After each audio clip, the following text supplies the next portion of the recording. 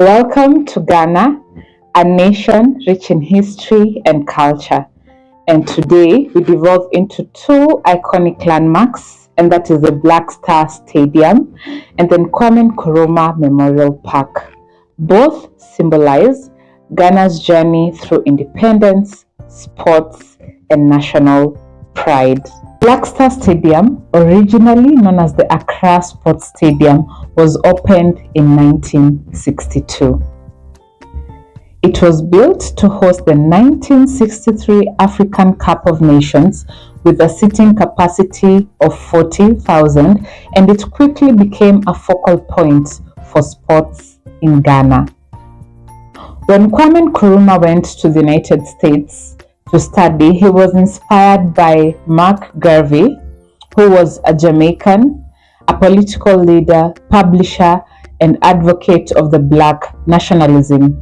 And he was inspired through Pan Africanism, and Kwame Nkrumah embraced Garvey's vision of a unified Africa, advocating for solidarity of the African nations and the people worldwide. Garvey also emphasized on the pride of African heritage, which resonated with Kwame Nkrumah, who promoted Africa's identity and culture. Black nationalism was also a key influence of Kwame Nkrumah from Garvey's teachings, which encouraged self-reliance and empowerment among the Black people. Nkrumah adopted this notion, focusing on economic independence of the Ghana and other African nations. Nkrumah was also inspired by Garvey's activism and his ability to mobilize large groups for the cause of the racial equality and independence.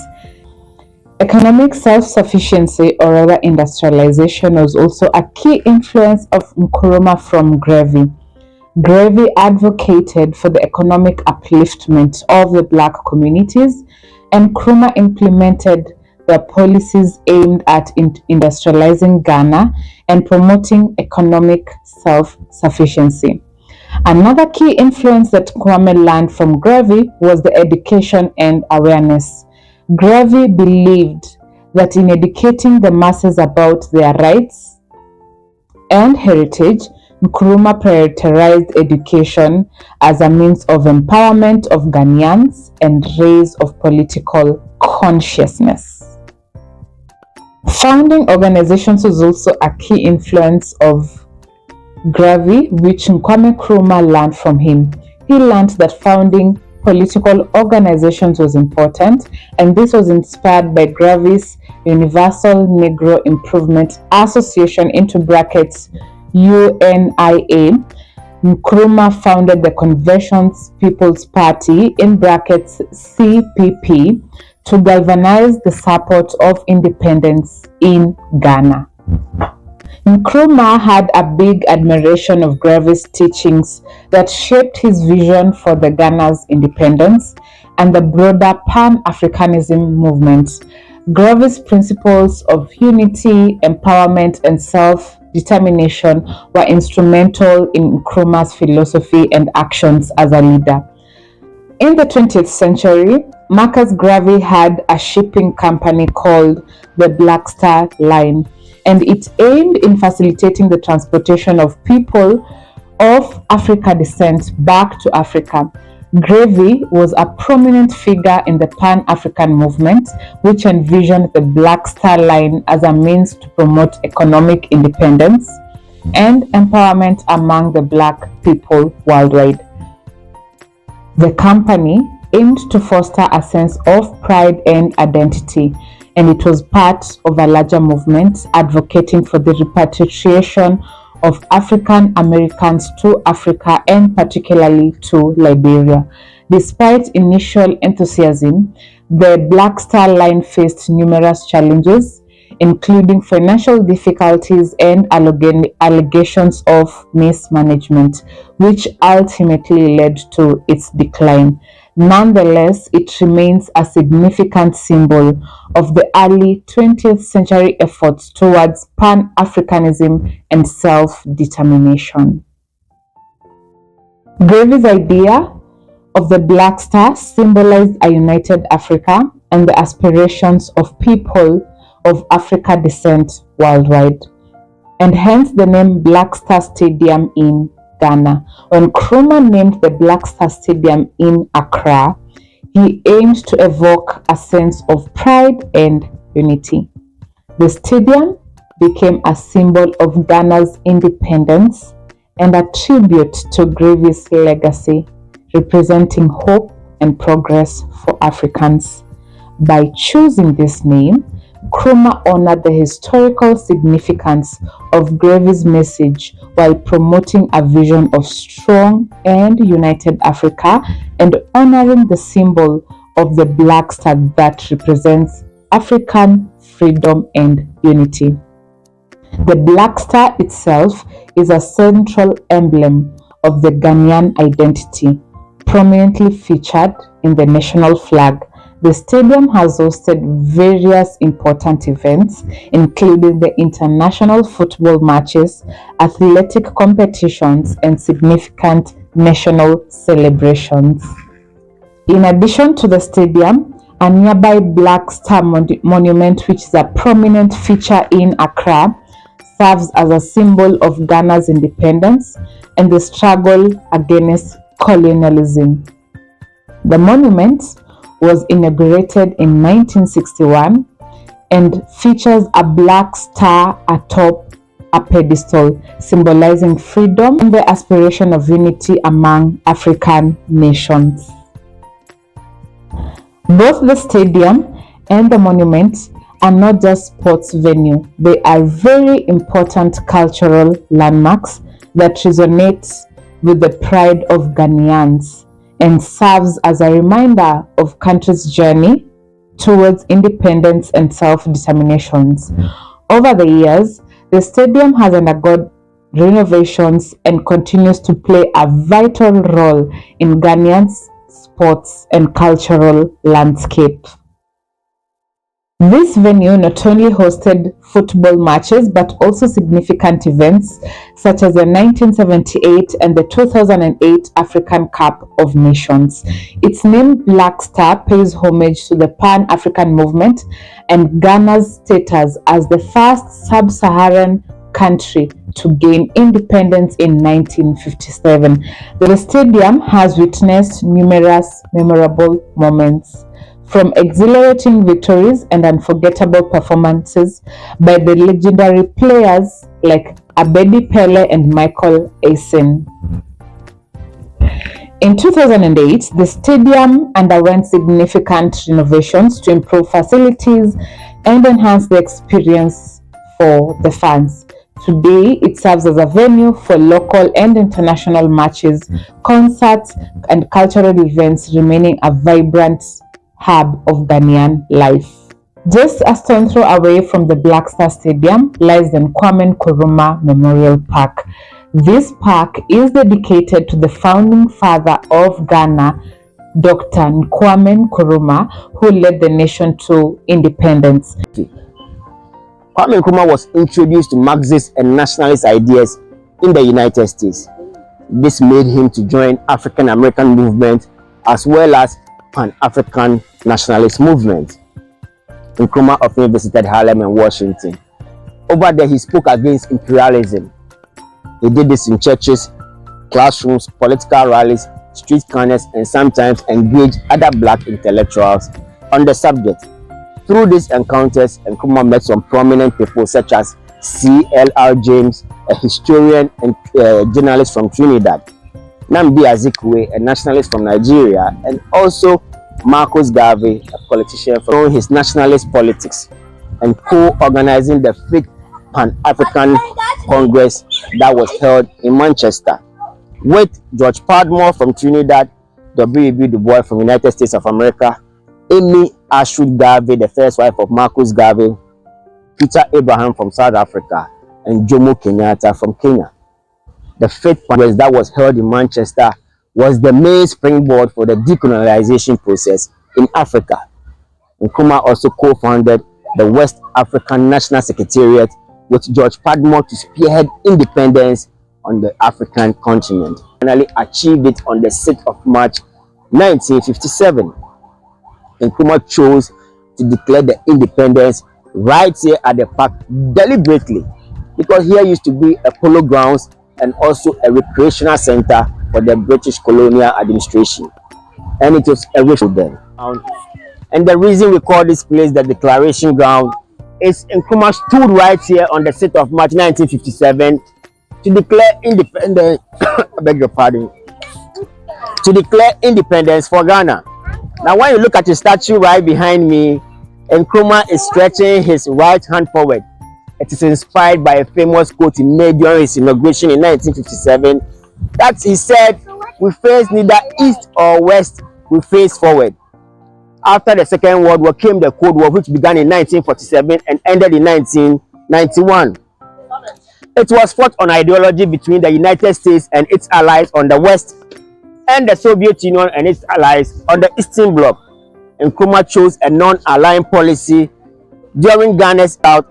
Horn blowers are a very integral part of the entourage of Southern Ghana chiefs. They normally announce their entry into big important occasions such as festivals, big funerals, and other great events in Southern Ghana. Announce the death of Kwame Nkrumah and also to pay forever tribute to Kwame Nkrumah. At the far end on the left, there is a man playing drums. This drums is called a tumpan, predominantly found in Southern Ghana among chiefs in Southern Ghana. He is representing the South to also pay their tribute to Kwame Nkrumah. Then on the far right, there is a man playing a string instrument called kologo. It's a type of local indigenous guitar found in Northern Ghana. They represent the North to also pay their forever tribute to Kwame Nkrumah. Then before the maintenance works, we had water in the fountain, meaning Kwame Nkrumah's legacy still continues. So once in a while, you hear older people say, Nkrumah, Ghanaians have now gained their independence and they are no longer restricted to any part of the country. Opened in 1992, the park features a striking monument and a mausoleum that houses Nkrumah's remains. Designed by a Ghanaian architect, the park symbolizes Nkrumah's vision for a united Africa. The Nkrumah Memorial Park is more than a tribute. It serves as a place of reflection for the Ghanaians and visitors alike. The park's beautiful gardens and sculptures inspire a sense of pride and remembrance of the struggles for independence. Ghanaians and visitors paying tribute, or rather visiting the park, say that the park connects them to their roots and reminds them of the history of Africa. Others say that being there feels like honoring the sacrifices that were made for the freedom of Ghanaians and Africa in general. The Kwame Nkrumah Memorial Park commemorates the life and legacy of Kwame Nkrumah, the first president of Ghana and a key figure in the African independence movement. Nkrumah played a crucial role in Ghana gaining independence from the British colonial rule in 1957, making it the first African nation to achieve independence.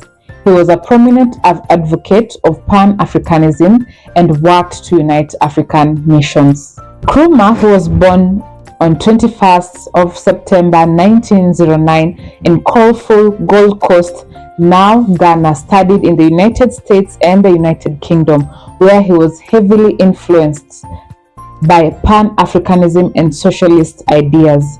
Nkrumah returned to Gold Coast, which is now known as Ghana, in the late 1940s. He quickly became involved in the independence movement and he founded the Convention's People's Party in 1949, advocating for immediate self-governance. His leadership helped mobilize mass support against the British colonial rule, leading to the Gold Coast independence on March 6, 1957. Nkrumah became the first prime minister and later the first president of Ghana. As a president, Nkrumah focused on nation building, promoting education, industrialization, and Pan-African unity. However, his government faced criticism for authoritarian practices, and he became increasingly associated with Cold War politics, seeking support from the Soviet Union and other socialist nations. In 1966, when Nkrumah was on a trip to China, a military coup ousted him from power. He spent the rest of his life in exile, mainly in Guinea, where he was honored as a hero of the African independence movement.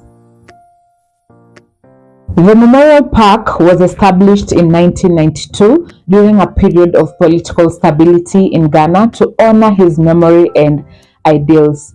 The park was built on the site of Nkrumah's original mausoleum.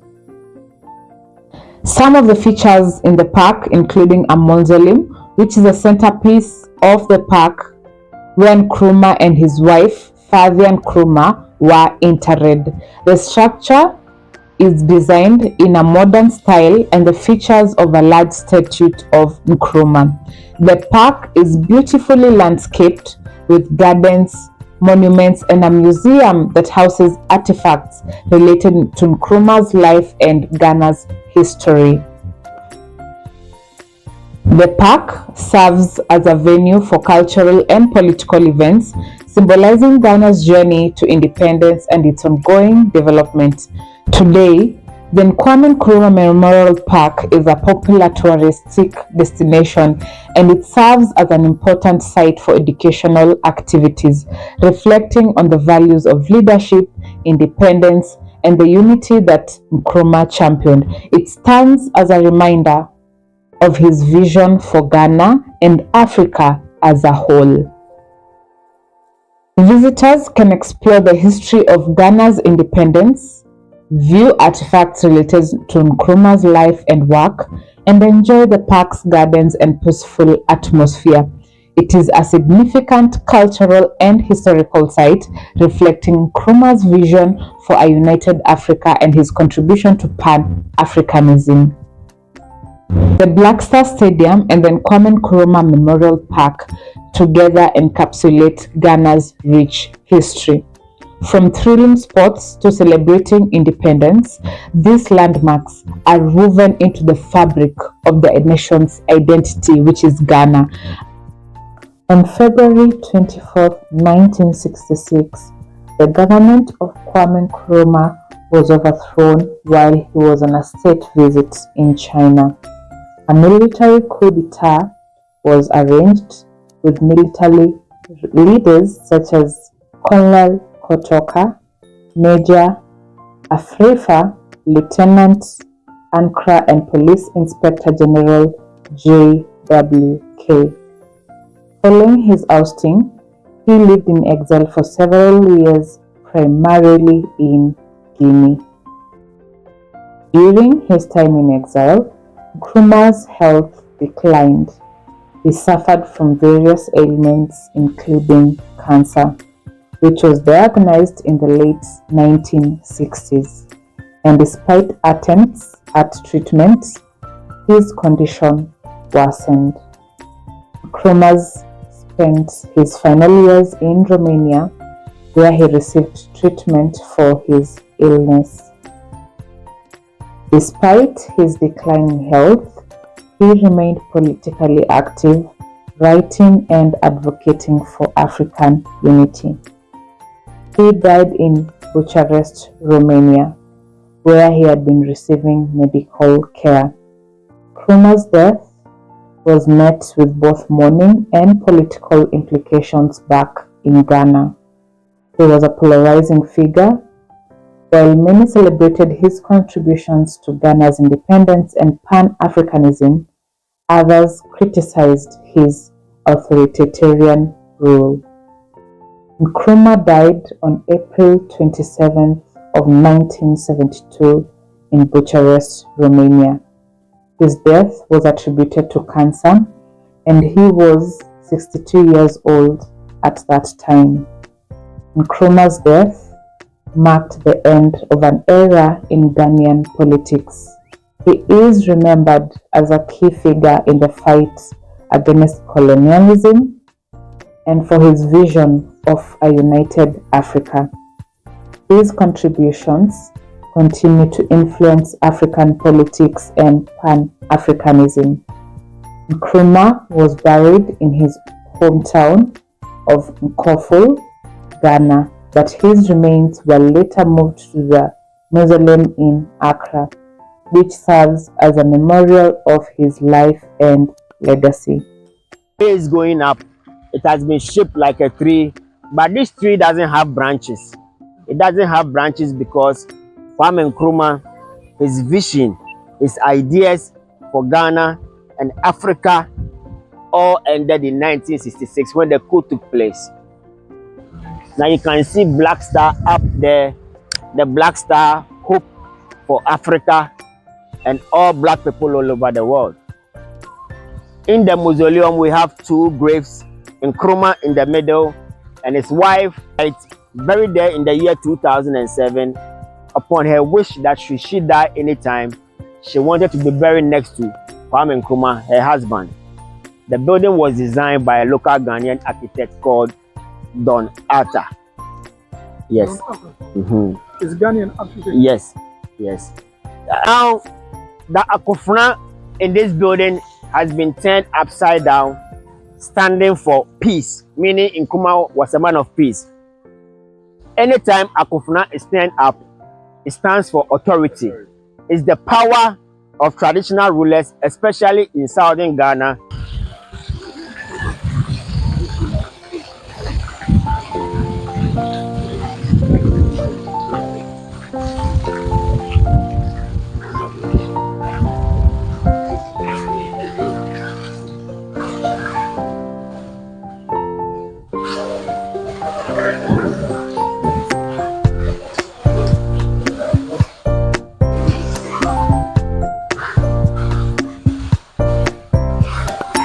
Okay, so Kwame Nkrumah is buried right here, and this is his third burial.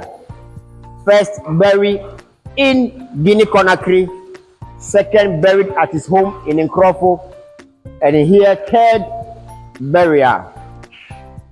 Yes, so once again you can see Kwame Nkrumah has this title. Osagyefo means a redeemer or a warrior. It's two words put together. Osa meaning war, and Jefo meaning a savior or a redeemer, because Ghana's independence struggle took a lot of sacrifices and hard work for Kwame Nkrumah to finally achieve it. Yes. And please, when you move here on my left, we have the grave of his wife, buried here in 2007, yes, by her children.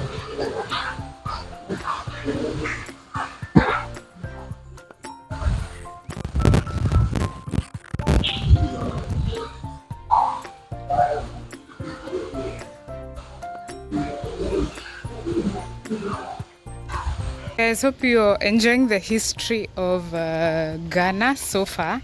I'm enjoying it too. And here we have peacocks. Oh my god, have I even ever seen a peacock close by? Have I ever? Wow, it's so beautiful. Can you guys see? It's luminous blue, green, I don't know, something luminous-ish. And then the color blends very well down there. Wow. The other one is blue. This one is... Girls, what color is this? I need to know which color is this. See the tail? Ah, see the tail? See the tail? Wow.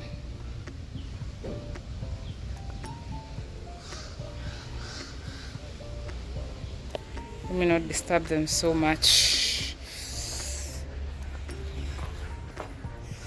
So guys, so far so good. I hope you guys are enjoying the history of Ghana, Kwame Nkrumah being the center of it. We are at the Kwame Nkrumah Memorial Park, and it is in this particular place where the black people were not allowed to come here. So it is in this particular place where he came and he declared the independence of Ghanaian people in this specific ground. This is where he has been buried, and also his wife, who is Egyptian, was buried too, right next to him. So guys, I hope you're enjoying this, and please make sure you like this video, engage, and also subscribe if you haven't.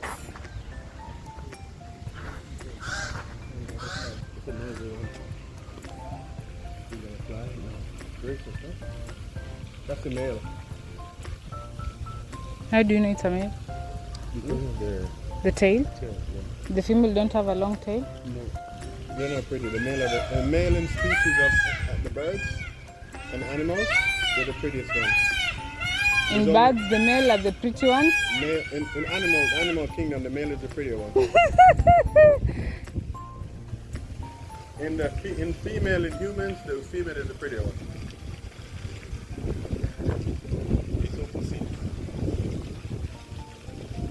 I wish we spread out. Yeah. We need at some point. Are they all the way over there? Oh, okay. Yeah.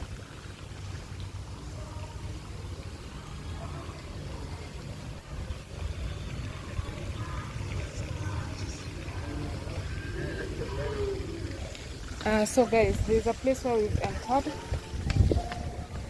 No pictures and videos in the museum. Nkrumah's last words in Romanian were, "As far as I am concerned, I am in the knowledge that death can never extinguish the torch that I have lit in Ghana and Africa. Long after I am dead and gone, the lights will continue to burn and aloft, giving light and guidance to all people." Nkrumah's life and death remain significant in the context of African history, symbolizing the struggles for independence and the unity on the continent. Nkrumah's legacy continues to resonate in Ghana and across Africa.